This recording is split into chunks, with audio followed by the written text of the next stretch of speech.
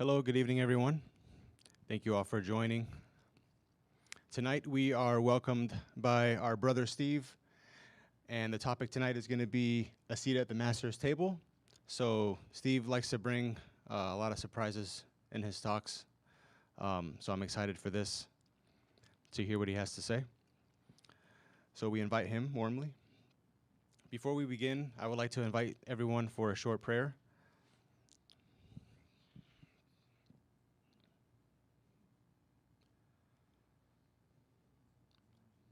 Let us bring ourselves here to this moment to hear new ideas and to open our hearts and minds to new concepts and new teachings. Let's forget the challenges of the day, all the stresses and all the worries, and let's have a peaceful attitude while we bring ourselves here tonight at this moment. Let us remember everyone who has helped us along our path, and let us not forget those who need our assistance as well. Let us always be thankful for what we have. Let us show gratitude, forgiveness, respect, and understanding to our fellow brothers and sisters.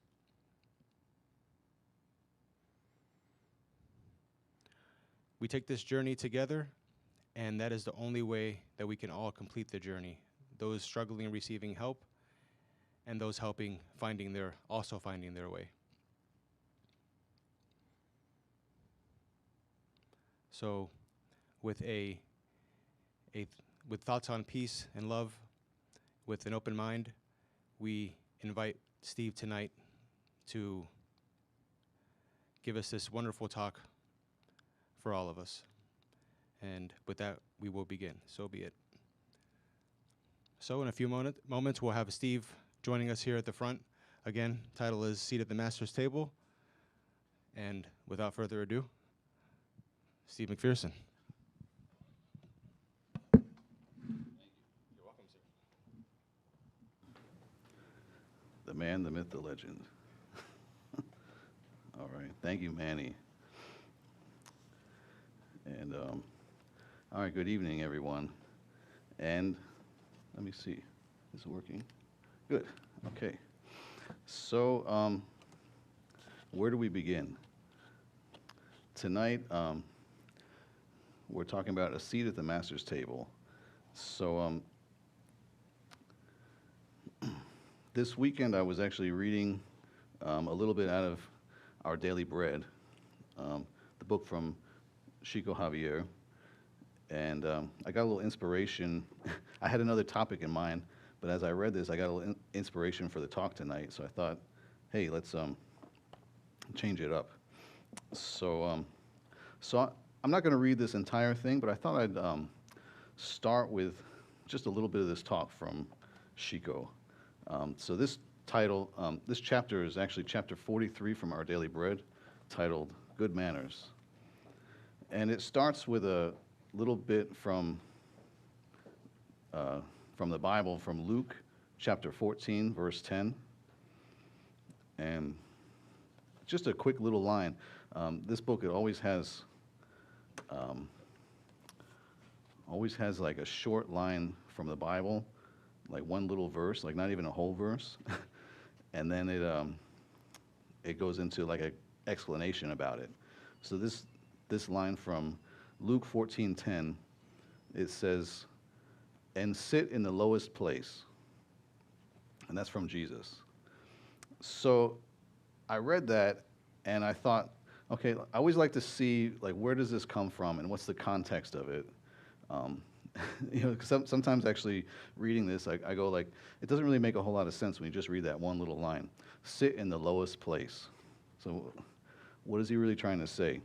So I actually opened up the Bible and looked at Luke chapter 14 and found what's the story of this and where's it actually coming from? Like, what's the entire context of it? So I'll just start with with this story. We'll go through it little line by line. So, one Sabbath, when Jesus went to eat in the house of a prominent Pharisee, he was being carefully watched. So, we all know about the Sabbath, and we all know about Pharisees, right? Or should I talk a little bit about it? So, the Sabbath in the Jewish religion was a day when people were not supposed to work. From sundown Friday evening, you're not supposed to do any work until, at the very least, sundown Saturday evening. And this is the day, where we're supposed to remember the Sabbath and keep it holy. It's one of Moses' commandments, from the Ten Commandments. So this is the day that, in the Jewish religion, we don't work, and we just sort of devote this day towards, spirituality and learning, going to temple or synagogue or wherever we go. And so on this Sabbath, and we've heard that Jesus had a habit of actually on the Sabbath, he would go to the temples or the synagogues and he would teach. So he'd be there teaching people. So I'm sure that he gathered, a lot of attention during one of these talks he was giving, and he probably impressed a few people during some of his talks. So somebody, I just imagine somebody there at one of these talks said, "Hey, why don't you come to my house for supper after the day?" So he went to this prominent Pharisee's house as having, a gathering. And so usually they would have food, or they might have people, other people that weren't part of the Jewish religion might be there actually cooking for them and serve the food for them, just so that they didn't have to work, or however they did it. I'm not sure exactly how they practiced it. So it's the Sabbath, and Jesus goes to a prominent Pharisee's house, and he's being carefully watched. So why are they watching him? There's a lot of people.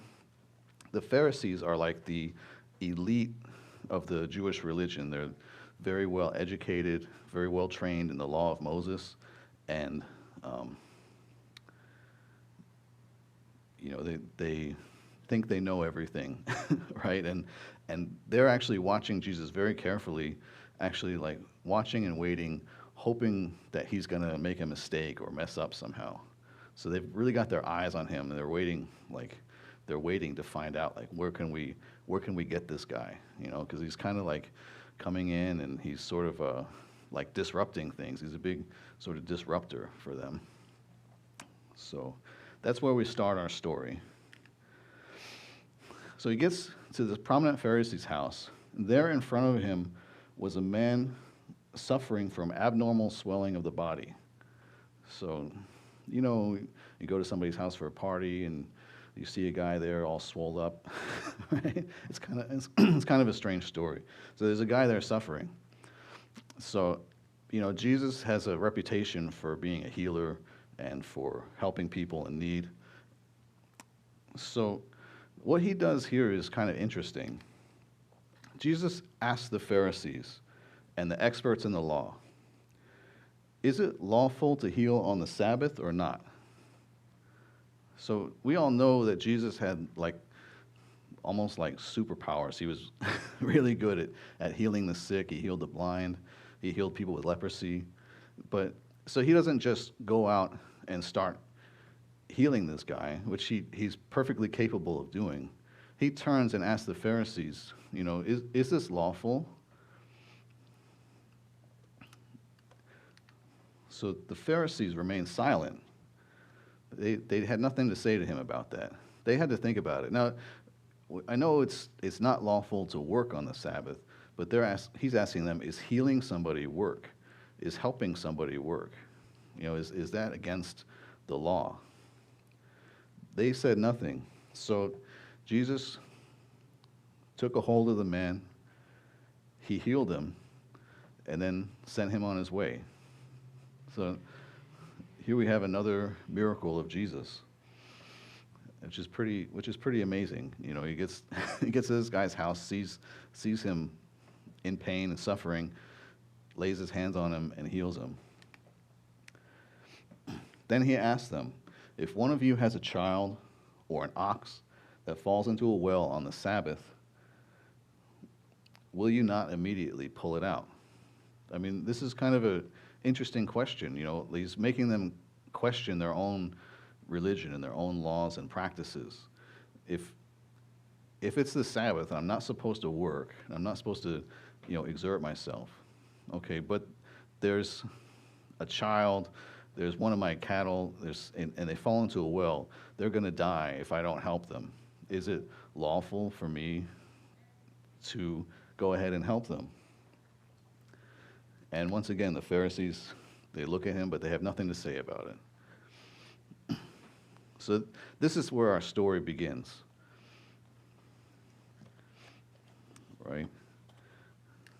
So then we move on to the next part, so now they're at this prominent Pharisee's house, and it's time for dinner.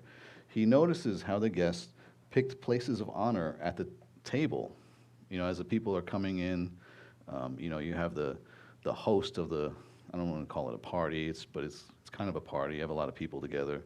The host sits at the head of the table, and all of his best friends want to be around him, and the people that want to gain honor, to look good around, they want to be with the in crowd, so they want to sit close to the host. So as you get further and further down the table, you have like people that are less and less popular, until you get to the foot of the table, which is where like nobody wants to sit.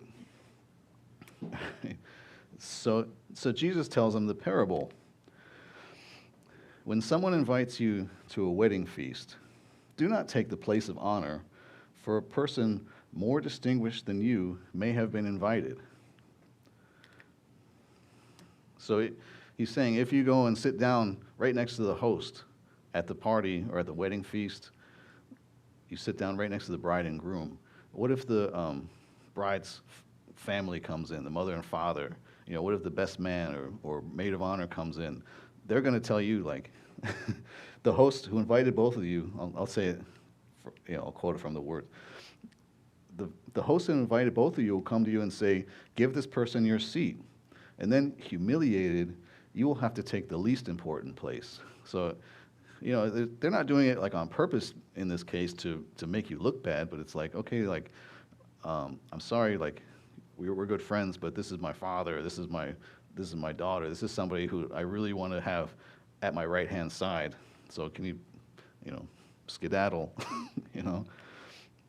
So Jesus says, when you are invited, take the lowest place, so that when your host comes, he will say to you, friend, move up to a better place. And then you will be honored in the presence of all the other guests. So he's suggesting that you go ahead and sit, down at the other end of the table, wherever you find a seat. And in that case, when the host says, oh, hey, I really wanted to talk to you about something, come up closer to me so we can talk, and you can be in the in crowd. And Jesus tells them, for all those who exalt themselves will be humbled, and those who humble themselves will be exalted. Right? And there's another part in the Bible, and I did a talk one time that said, the last shall be first, and the first shall be last. Right? And this is another example. He's telling a very similar story. And if we think about this story, and we think about, Jesus spoke in these parables, he told these stories, what was he really trying to say? It's usually, he was talking to the people at that time, 2,000 years ago, people who were, uneducated and like, from our eyes, we would consider them to be like savages. But a lot of times his words had a lot of hidden meanings. So we can ask, like, at this wedding feast, what is this wedding feast exactly? Like, what does the feast actually represent? Not everybody at once. Right? I'm talking to a full house tonight. So the feast would be, they actually refer to it as the divine banquet, right? We're talking about actual life. We're talking about actually Um, I want to say the feast would be that time when we transition from this human, material body into the spirit world, and that's sort of when we have this feast, when we kind of look back and see and look at everything. It also just represents, the feast actually also represents like the progress of humankind in a sort of a deeper meaning as we go into it. And who is the host of the banquet? The master. I mean, to us, we look at the master, we always say Master Jesus, but we might be talking about God or the creator or providence, as Alan Kardec would write it, providence a lot. So we're talking about, obviously, either God, Jesus, whoever is, in charge. With Jesus being the governor of this planet, he would be our master. And the other guests, well, that's, everyone around us, all the other people here with us, living and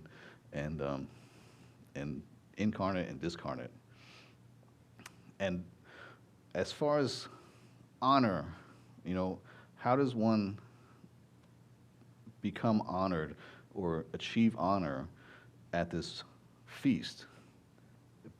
Honor is achieved through merit, through, our work, through making progress, through the things that we do, through the actions we take to actually build virtues, and talking about things like, patience, kindness, love, compassion, benevolence, tolerance, forgiveness, all these different virtues, and these are things that we can't see or touch or quantify. Can't say like how much forgiveness do you have or how, but it's something that's innate in our spirit. And these are the things that when we pass on from this physical body, these are the things that we can take with us. Right? So I don't know every different aspect of the wedding feast. We don't want to have to get too deep into it, but that's like sort of like, what is the meaning of this idea? And I was reading Our Daily Bread about this, and I really liked what it had to say. So I'm not going to read the entire passage, but I want to read a couple lines out of this, read a couple paragraphs, and then talk about it. So this is written by Chico Javier, but spirit author Emmanuel. So Emmanuel is telling us, in this passage, the Master provides an unforgettable manners. The phrase obviously reveals a highly symbolic content that alludes to the paternal banquet of divine goodness. Like content. However, it would be appropriate to extend the concept in order to apply it to the mechanisms of everyday life. And I've read that, and aha, I really like when we read things from the gospel, the teaching of Jesus, and we can come to the Spirit Center, to lectures, to study groups, and we can talk about what's the deeper meaning of everything. But what's really important is how am I going to take it and apply it in my daily life? And how am I going to wake up tomorrow and go to work, or go be with my family, or go be with my friends? And how am I going to put this into practice? And this is when he says it would be appropriate to extend the concept to the mechanisms of everyday life. So it's not doesn't have to always be some kind of deep symbolic meaning, which, that is important. We can talk about it, and we can, theorize about it and come up with ideas, but you can actually take this, the next time you're out with your friends and you go out to a dinner table, and when it's time to sit down, you'll think about this idea, where am I going to sit at the dinner table? And it's it can be that simple. We can actually take this and use it in our everyday life. And, I might be crazy, but like I actually think about stuff like that when when I'm going out with my friends. I haven't gone out with my friends as much ever since the pandemic has come, but I remember what it was like, and I expect to be going out with my friends again someday in the future. but um, but and I have had some times like in some small groups. It applies to small groups as well as large groups. So even if you're only with a few people, 5 or 6 people, or 10 people or so, you can still like apply this. And I mean, my way of applying it is kind of like when we get to the table, I sort of like allow other people to sort of like choose their seats and then just wait to see like where I fall. That's one way. It's not the only way. That's kind of like my way of sort of like letting go and letting things happen naturally, and I see like where the place is where I'm gonna, so I don't try to like sit next to the most popular person that's there, or try to like get in with this crowd or get in with that crowd. I just sort of see like what happens, and just sort of like let it be. So Emmanuel goes on to, the Savior's recommendation applies to all situations in which we are called to participate as newcomers among our fellow humans. For instance, entering or participating in a meeting for the first time. A person who comes across as a know-it-all or as someone who is superior to everyone else becomes intolerable to the. So in any situation at work, with our friends, in the Spiritist Center, or whatever type of center you attend, even if you're in a meditation group or a yoga class, Tai Chi class, you can actually apply this type of thing, and I like this because after I thought about that, I went back, right, to the beginning of the story where Jesus enters the house of the Pharisee. What did he do? The first thing he did was ask the experts of the law, is it lawful to heal on the Sabbath or not? So he himself put himself in a position, below them or equal to them to say, what would you do in this case? And it's really kind of interesting to see that, like that he didn't come in and say, hey, I'm Jesus, I'm the master, I'm going to heal this guy, like watch me work. He he said, like, what would you guys do, and what's lawful? And he put himself in that position, in that position of humility.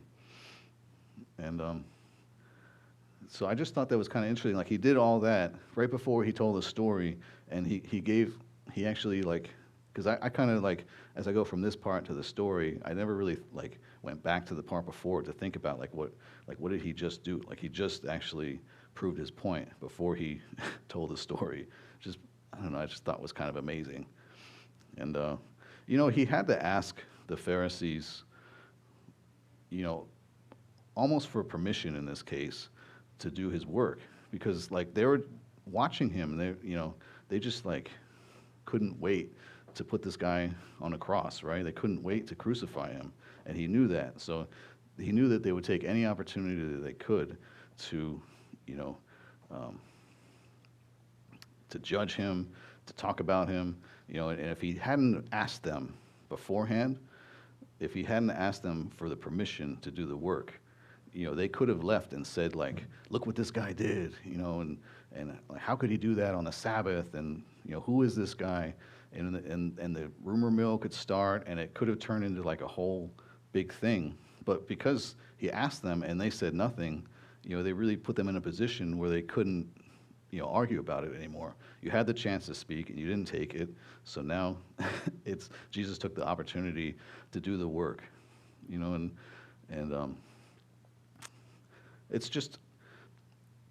it's really hard to like get in front of a crowd and talk about humility, because it's not a popular concept, and a lot of times when you start talking about it, or thinking about it too much, you lose it. So I had a good friend who told me one time, he said, humility is a funny thing, because if you think you have it, you don't, and if you don't think you have it, you do. right? And he wasn't a spiritist, so it wasn't like don't take. It's just kind of like a general sort of advice, like you almost have to like not think about it too much. You have to strive for humility, but don't like think about like whether I have it or not. Like just every day we try to do a little bit better. But what humility really is, a lot of people don't understand. I had to look it up in the dictionary because I thought humility, when I was growing up, they told us the story where Jesus got this, they were traveling through the desert, and that he arrived at the house, and that Mary Magdalene washed Jesus' feet with her hair, and that was humility. And I'm not saying it's not humility, but that's not like the entire picture of it, and it's not that you have to become humiliated. It's just what humility means. When I looked it up in the dictionary, it said to have an honest perspective of who we are, like no more or no less than what we really are, is to be humble. Like what and it's important. Like a lot of times you come to the Spirit Center and people will talk about that question 919, right? Know thyself. And it's like, how do we become better people, and how do we what's the fastest road to self-improvement? To know thyself. And we do that. I want to say we do that through journaling, but what he actually says is to, at the end of the day, to ask yourself all these questions like, have I harmed anybody? Have I done anything that somebody would hold me accountable for, that somebody would find wrong? And if that's true, then I need to, take a look at that, and that's something I need to work on. It's something that I can improve.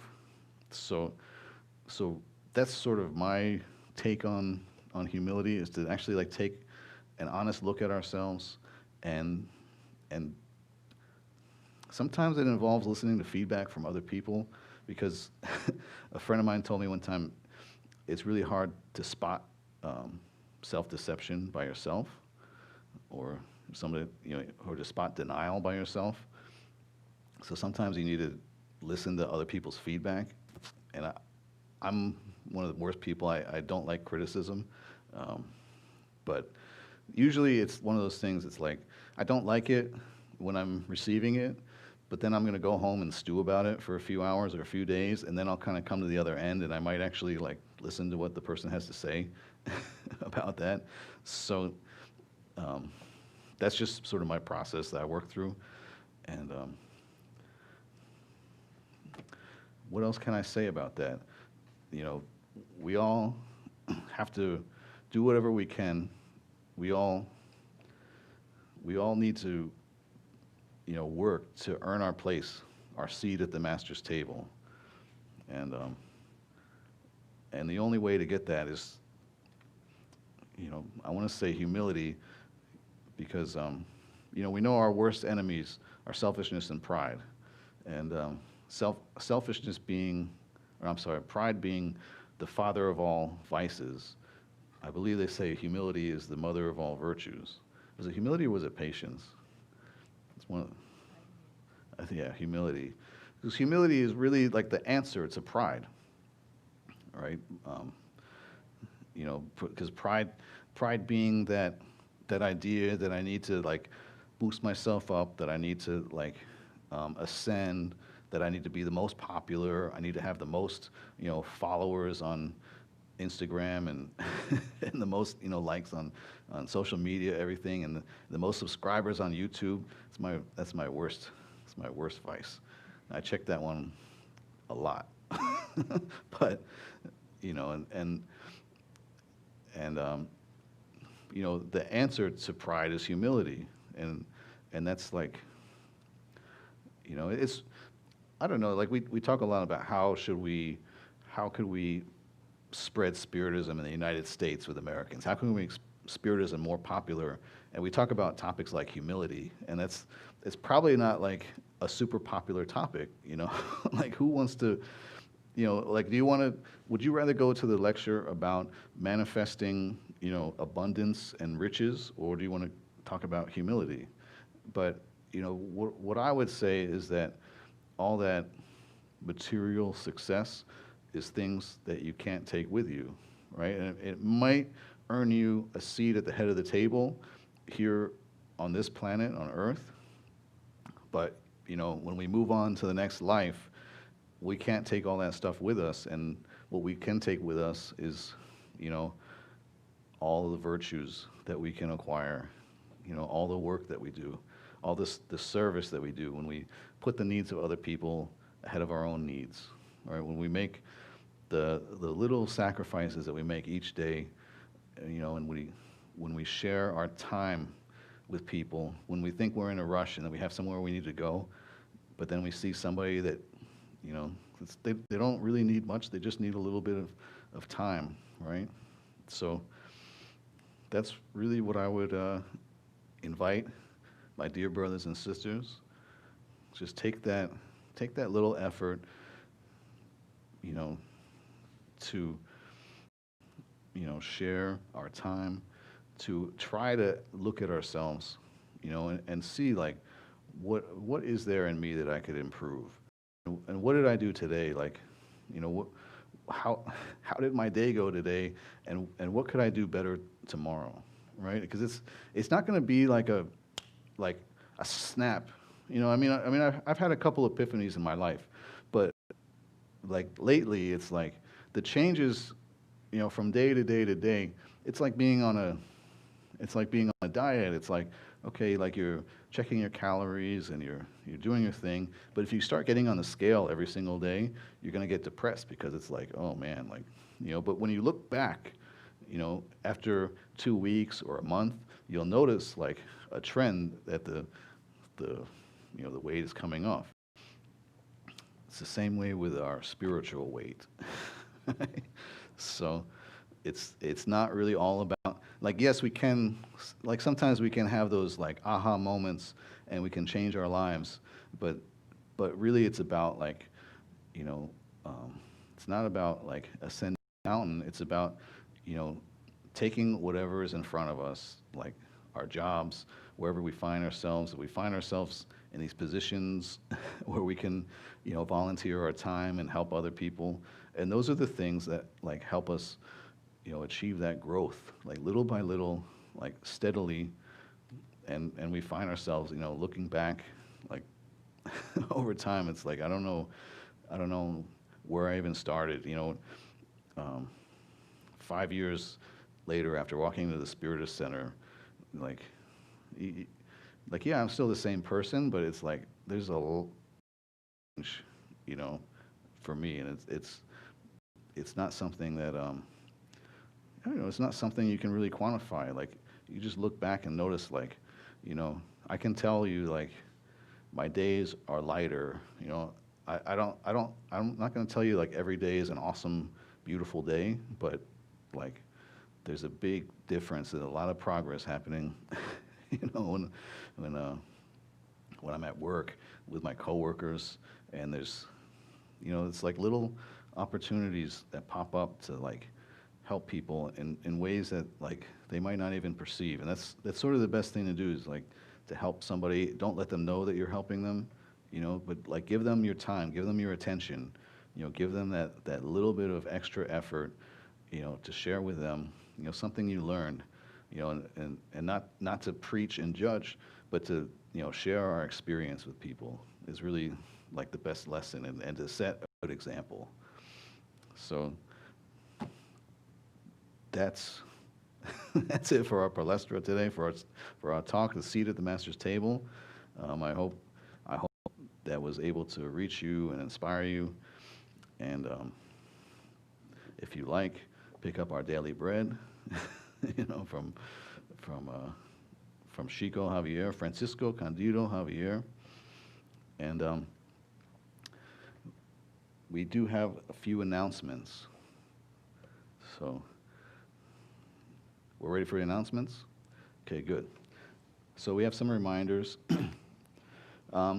Just so you know, you're probably watching this on Facebook or YouTube already, but I don't know if you have subscribed to our YouTube channel. And even if you subscribe, what we recommend you do, if you want to know like when we go live, there's a little bell icon next to the subscribe button. If you click on the bell and click you get all the notifications. When we go live, you'll get notified.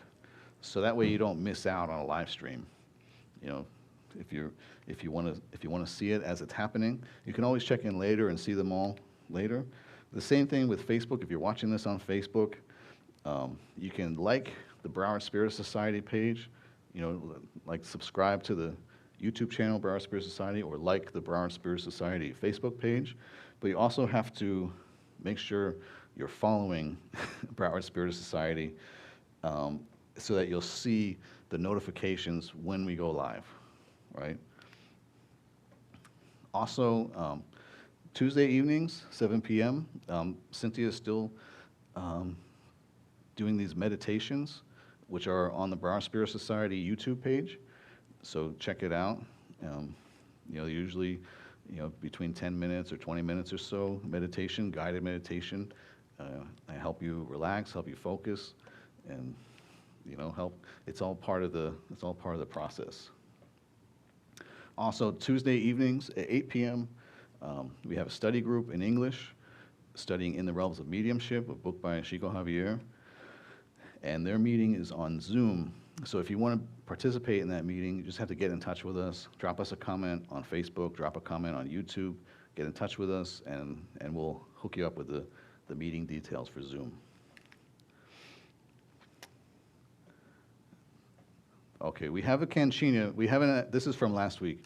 So our cantina, our center is officially still closed to the public, but we still have our center here, and we have to pay our rent and our electricity and our internet, and we're providing, you know, these live streams.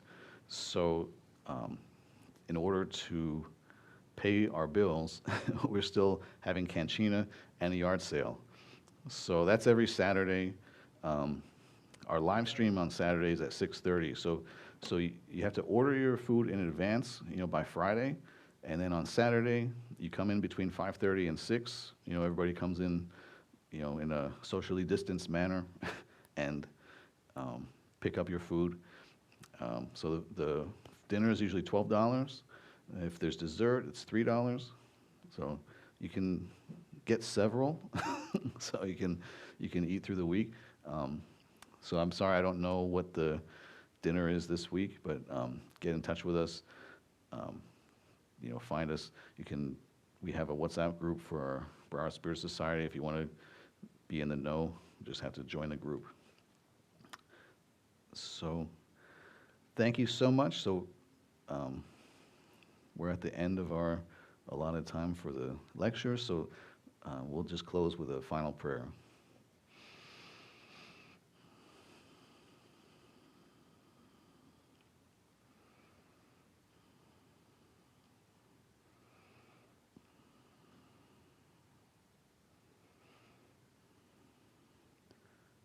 So we want to focus on our feelings of gratitude for the opportunity we have to be of service to our fellow brothers and sisters here. The opportunities we have for growth.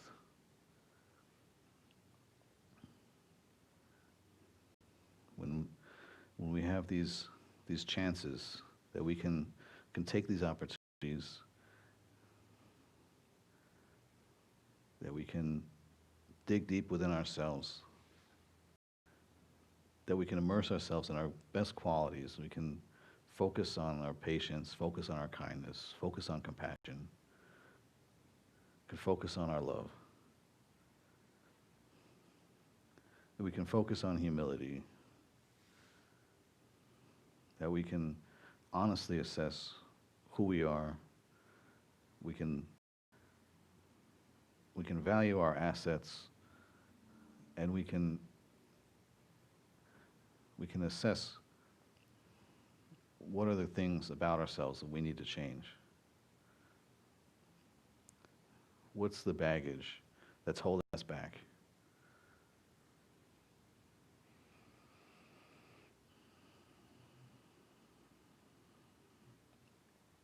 So we want to thank the workers of the house, our guides, our mentors, the workers of the light, working alongside of us, guiding us, inspiring us, here in the center of Broward Spirit Society in Pompano Beach, and with everyone who's joining us from near and far, from the United States, from Brazil, from all over the world.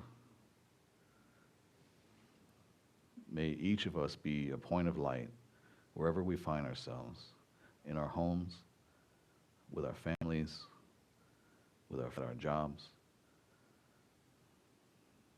at our centers of learning, at our centers of enlightenment. May each of us carry the light wherever we go.